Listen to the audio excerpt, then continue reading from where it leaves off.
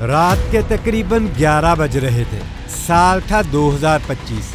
پشاور سے کراچی جانے والی تیزگم ایکسپریس رات کے اندھیرے میں اپنی منزل کی طرف بڑھ رہی تھی۔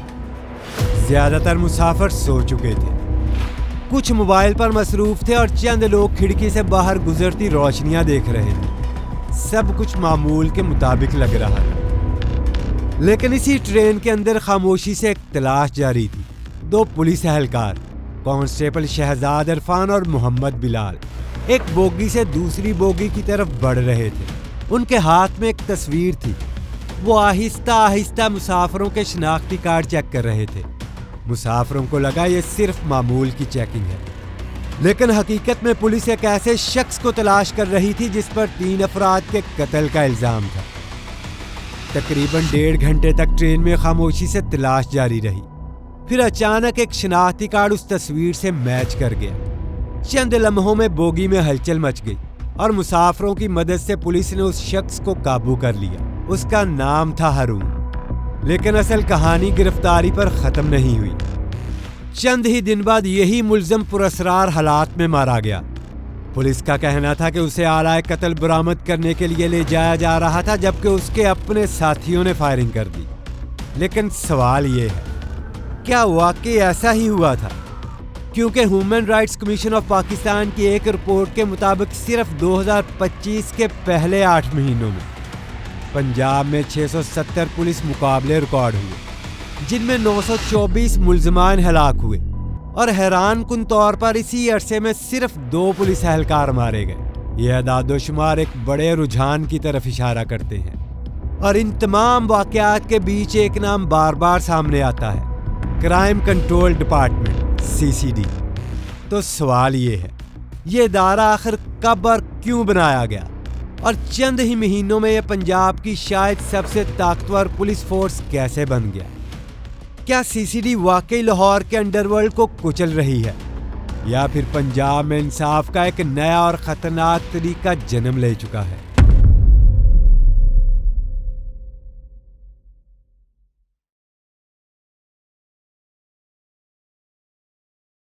سوال یہ ہے کہ آخر CCD ہے کیا، اور چند ہی مہینوں میں یہ پنجاب کا شاید سب سے طاقتور پولیس یونٹ کیسے بن گیا؟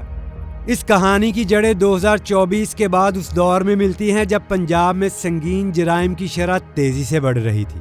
منظم جرائم کے گروہ سرگرم تھے اور اغوا، ڈکیتی اور تشدد سے جڑے بڑے مقدمات مسلسل سامنے آ رہے تھے۔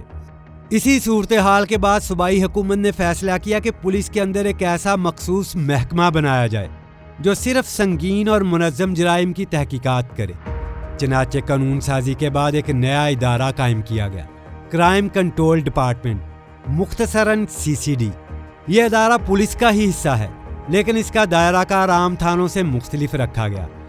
اس کا کام ایسے پیچیدہ مقدمات کی تفتیش کرنا ہے جن میں اکثر منظم جرائم پیشہ گروہ ملوث ہوتے ہیں اور جن کی تحقیقات عام تھانوں کے لیے مشکل ہو جاتی ہے۔ قانونی طور پر اس ادارے کی بنیاد پولیس آرڈر 2002 میں ترمیم کے بعد رکھی گئی۔ اپریل 2025 میں قانون کی منظوری ہوئی اور مئی کے وسط میں CCD نے باقاعدہ کام شروع کر دیا۔ چند ہی مہینوں میں اس محکمے میں تقریباً 4000 پولیس اہلکار تعینات کر دیے گئے۔ لاہور میں اس کے 3 تھانے قائم کیے گئے، جبکہ پنجاب کے تقریباً ہر بڑے شہر میں کم از کم ایک CCD تھانہ بنایا گیا۔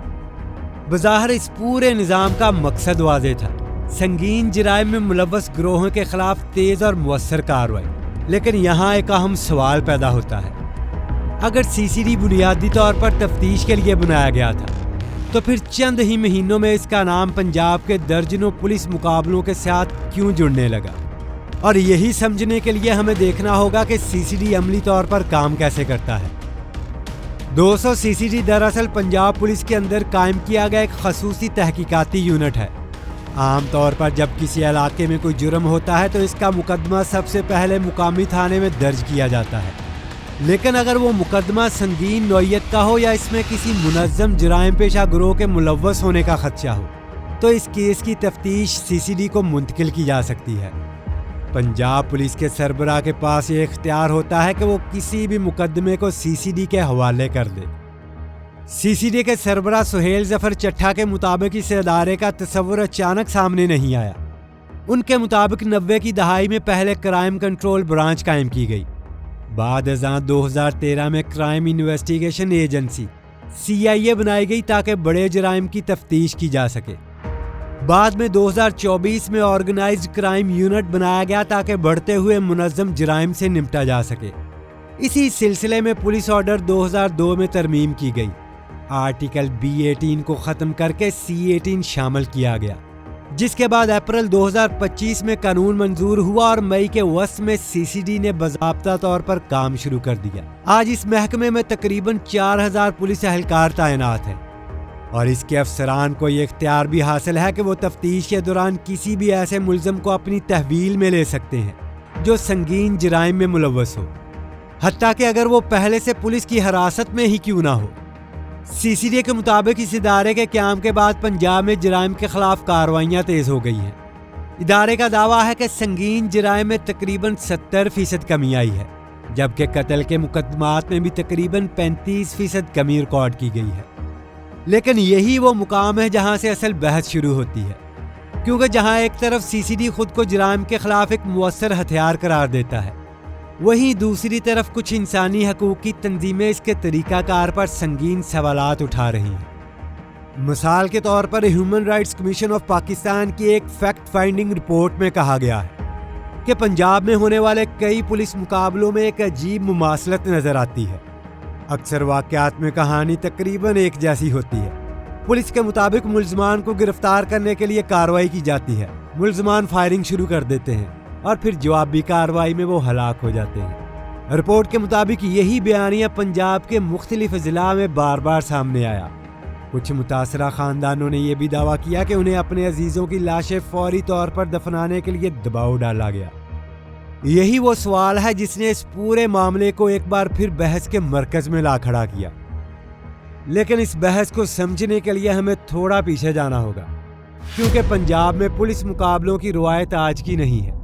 90 کی دہائی میں لاہور پولیس کے اندر ایک ٹیم خاصی مشہور تھی، جسے غیر رسمی طور پر کہا جاتا تھا انکاؤنٹر اسپیشلسٹ اسکواڈ، اور اس ٹیم کا ایک نام وقت کے ساتھ سب سے زیادہ زیر بحث آیا، عابد باکسر۔